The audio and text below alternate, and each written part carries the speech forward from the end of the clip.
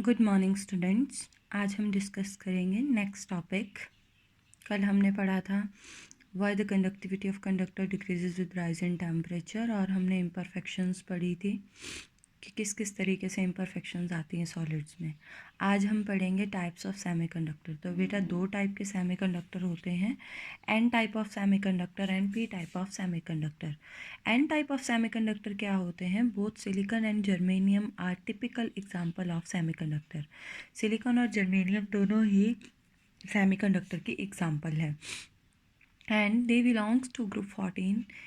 Each atom has 4 electron in their valence shell. और ये जो दोनों के दोनों सेमीकंडक्टर हैं ये ग्रुप 14 से बिलोंग करते हैं। इनके वैलेंस शेल में 4 इलेक्ट्रॉन्स होते हैं which are shared by the electrons of neighbouring 15 group element. जो अपने 4 इलेक्ट्रॉन है ये अपने किससे शेयर कर लेते हैं? Neighbouring 15 group element like phosphorus arsenic with 5 valence electron.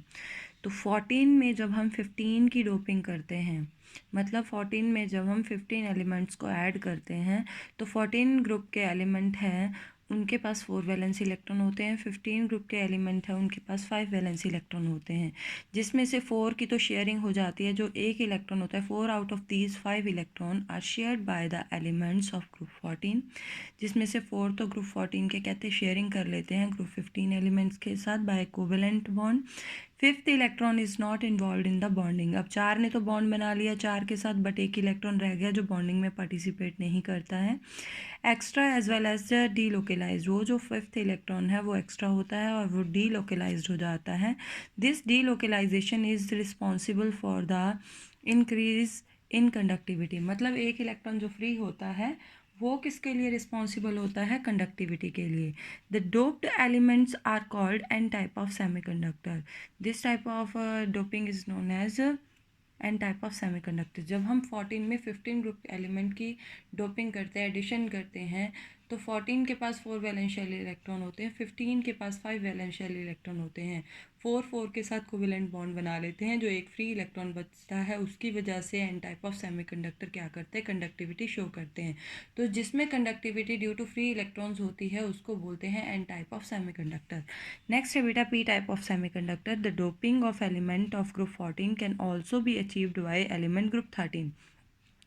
जब 14 में 15 की एडिशन करते हैं तो एन टाइप सेमीकंडक्टर बनते हैं। जब हम 14 में 13 एलिमेंट्स की डोपिंग करते हैं, एडिशन करते हैं, इम्प्योरिटीज़ डालते हैं, तो कौन से सेमीकंडक्टर बनते हैं? P type of semiconductor.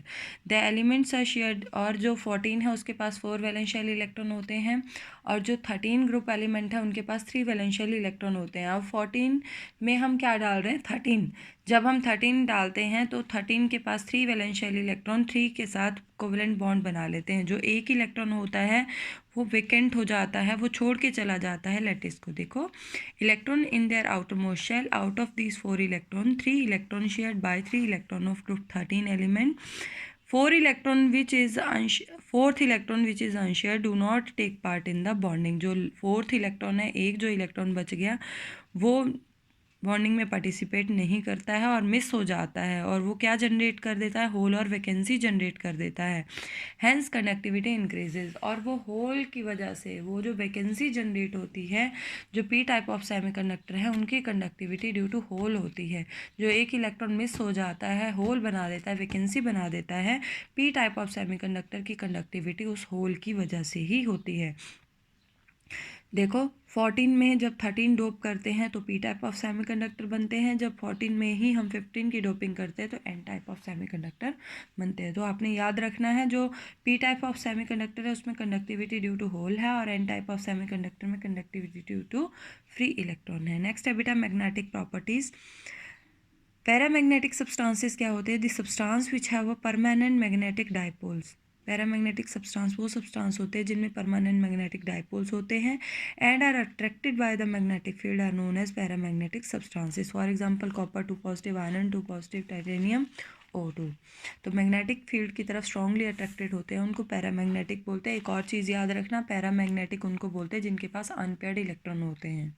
ठीक है, वही मैग्नेटिक फील्ड को मैग्नेटिक फील्ड में अट्रैक्टेड होते हैं जिनके पास अनपेयर्ड इलेक्ट्रॉन होते हैं। फेरोमैग्नेटिक सब्सटेंसेस क्या होते हैं? Substances said to strongly attracted by magnetic field, ये स्ट्रांगली मैग्नेटिक फील्ड की तरफ अट्रैक्ट होते हैं एंड शो परमानेंट मैग्नेटिज्म, और ये परमानेंटली मैग्नेटिज्म शो करना शुरू कर देते हैं even after the removing magnetic field. जब हम मैग्नेटिक फील्ड भी रिमूव कर देते हैं तब ये परमानेंट मैग्नेट की तरह बिहेव करते हैं, तो इनको बोलते हैं paramagnetic substances. For example chromium oxide.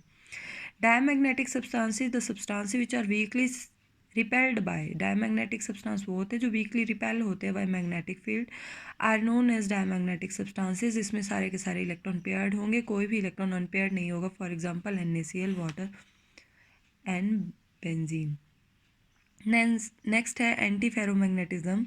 If the alignment of magnetic moment of domain is in compensatory way so as to give zero net magnetic moment because of cancellation of individual magnetic moment. For example, एक parallel, एक anti parallel, parallel anti parallel, parallel anti parallel, इस तरीके से electron align है।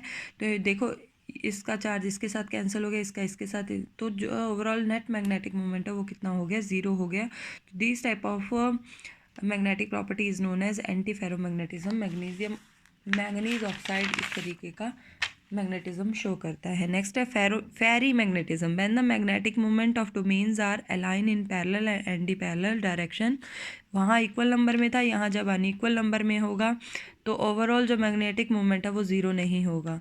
तो ठीक है, तो this type of substances known as ferrimagnetism substances. For example Fe3O4। तो यहाँ पे बेटा आपका चैप्टर कंप्लीट होता है, चैप्टर ख़त्म है आपका फर्स्ट चैप्टर सॉलिड स्टेट। ठीक है, आई होप आपको ये पूरा चैप्टर समझ में आ गया होगा। अगर फिर भी अगर आपको कोई डाउट है तो आप मेरे से पूछ सकते हो।